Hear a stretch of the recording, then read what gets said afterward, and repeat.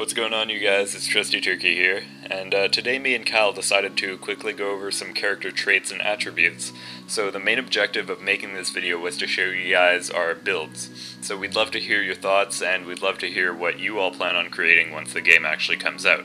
We'll briefly be going over the descriptions of traits and attributes, but if you'd like some more in-depth guides, there's a ton of other articles and videos explaining it, so if you just do a quick Google search, I'm sure you can all read. So, let's get started. Each profession has its own trait lines and special attributes. From levels 11 through 80, you receive 1 trait point per level, so if you get your character up to level 80, you'll have 70 points to spend. There's 5 trait lines for each character, and you can put a maximum of 30 points into one. Minor traits are assigned automatically, but major traits at intervals of 10 can be chosen by you, making your character efficient in a chosen manner. Basic traits include power, vitality, precision, and toughness. There's also offensive and supportive attributes along with profession-specific attributes. Again, I could probably go more into detail about this whole system, but I'd like to discuss specific builds. Each profession is unique in its own way by spending points on certain traits, but my personal favorite is the Elementalist. Alright, hey everybody, here we are on lunaatra.fr, which is actually a French site that I saw on Reddit one day. And lo and behold, one of the things they have on this site is a skills calculator, or a skills tool.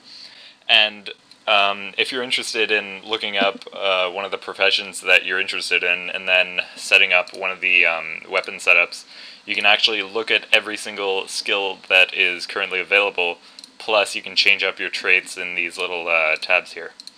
So, as I've talked about before, the Elementalist is probably going to be my profession of choice, and I really like being in the action a lot, so Dagger is probably going to be my kind of setup. And as you guys probably all know, the Elementalist can't swap weapons. Like, it doesn't have that little option beside the 1, 2, 3, 4, 5 skills that can easily switch weapons. Instead, you switch attunements. So I'm thinking that if I can master the strategy of changing attunements, teleporting around people, dodging, and using skills to my advantage, like I was thinking maybe using burning speed, to dodge away, and then switch to earth, and then use magnetic grasp to go towards my foe again, and put on a chain of attacks. So it's really like small things like that that attract me to a certain profession, and as I said before, I like being in the action, I like being quick and stealthy, so that's probably the reason why Thief was my second choice for a profession, but Kyle is actually being a thief, so we're going to be some pretty cool dagger guys together. And over here on the 6 to 0 skills, we've got the utility skills. So you're able to switch between different healing skills on skill 6, and then 7, 8, 9 are just basic utility skills, and then skill 0 is your elite skill. And personally, I chose Tornado just because I think it looks awesome, but, any of these seems pretty appropriate for my kind of playstyle. The other utilities that I chose, Teleportation, seems just awesome. I could flank around people and, go on top of buildings with teleportation. I just think that'd be really cool. Cleansing Fire is just to take off conditions, and Arcane Wave is as if I'm being piled by a bunch of enemies, so it's just, kind of to get an area of effect thing going on. So, that's pretty much it on this tab, it's basic Elementalist stuff. Second tab are my traits.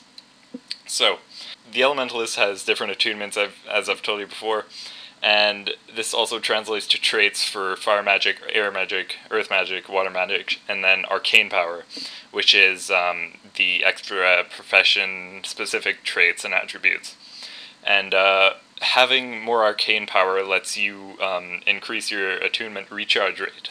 So I decided to put 10 points into there, and as my little attribute, I chose to put on Windborne Dagger, because obviously I'd be using daggers, so why wouldn't I want to move 15% faster while using a dagger? Minor attributes are already put on by automatically. I've told you guys that before. Earth Magic, plus 10% damage. I was kind of debating whether or not to do the recharge rate, but I probably won't be on Earth Magic too much, just because it's more of a defensive skill for toughness and malice. Air Magic and Fire Magic are a little more important through my eyes, for example, because Air Magic, Precision, and Prowess is for criticals, and Fire Magic is for power. And also Fire Magic just, I don't know, it seems pretty cool to have like as a main element. And Air Magic, I've got certain attributes to be able to switch to it faster and recharge faster. And yeah, that is pretty much it. I'm kind of rambling on right now. This last tab here is for underwater skills, but it doesn't really have much importance because there's nothing I'm really going to change here.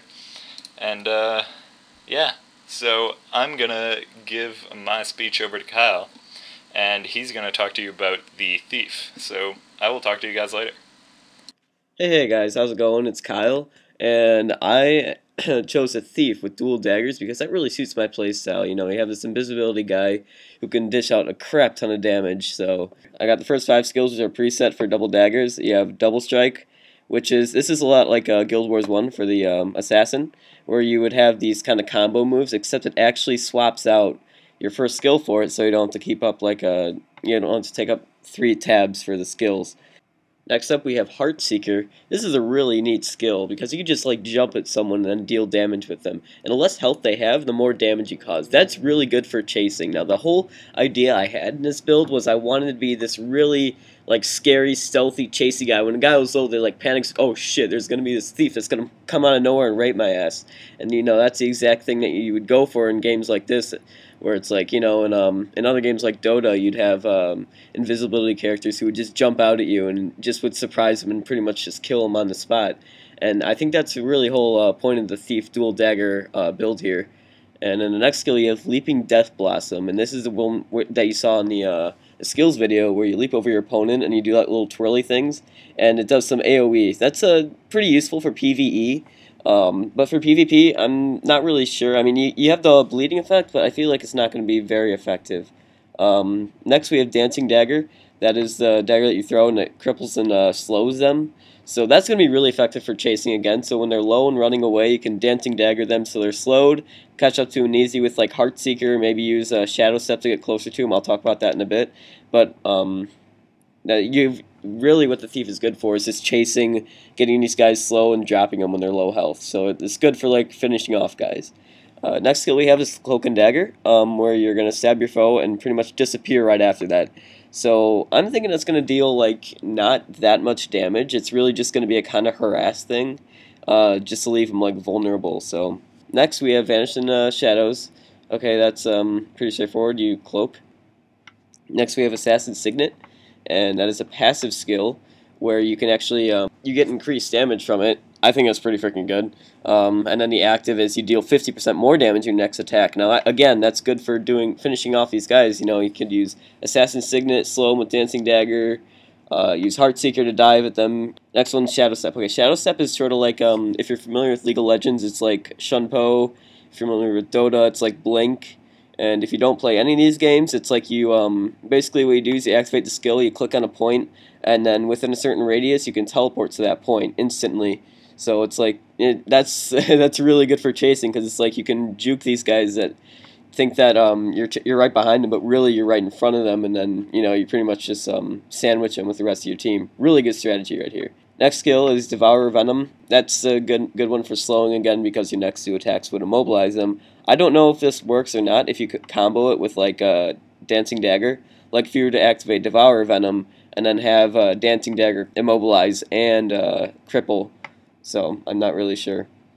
And my elite skill is going to be Dagger Storm, which is basically a spin around and you launch a bunch of daggers. So this is good for like narrow corridor, team fight sort of areas where you can just Shadow Step in and then use your ult. Now this sort of strategy is a lot like League of Legends. If you're familiar with League of Legends and you play Katarina, there's a skill where you can pretty much Shadow Step also known as Shunpo, and then use your ultimate ability, or your elite skill, which would be your Dagger Storm, where you just spin around and shoot like the hell out of everyone, and it does a crap ton of damage, and that's exactly what I'm thinking it's going to be like in here.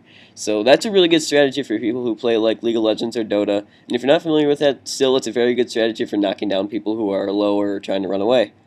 But I think for the most part, the Thief is going to be meant for this kind of dropping enemies sort of thing, because they have these skills where you can slow the enemies, you can deal more damage when they're low health, so that's going to be really effective when you have a Thief playing like a sort of support kind of guy. You have your tank bring them down, or however it's going to work in your PvP team. It's so diverse in here as opposed to other MMOs, so you can really have anyone play any role.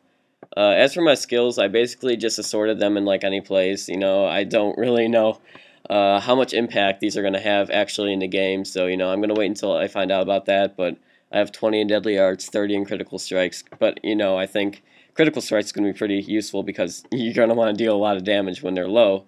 Shadow Arts, I'm pretty sure that's for like cloaking and things like that. Acrobatics, I'm not really sure about that yet. The acrobatics trait thing isn't loading right now. I don't know if there's like no attributes for that or like what. I'm going to wait till we find out for that. But anyways, that was my build. I hope you find this somewhat helpful. I mean, I'm not the best at making builds. I never really was in the first Guild Wars either, so critique it for what it is, and let me know what you think. I'll catch you guys later.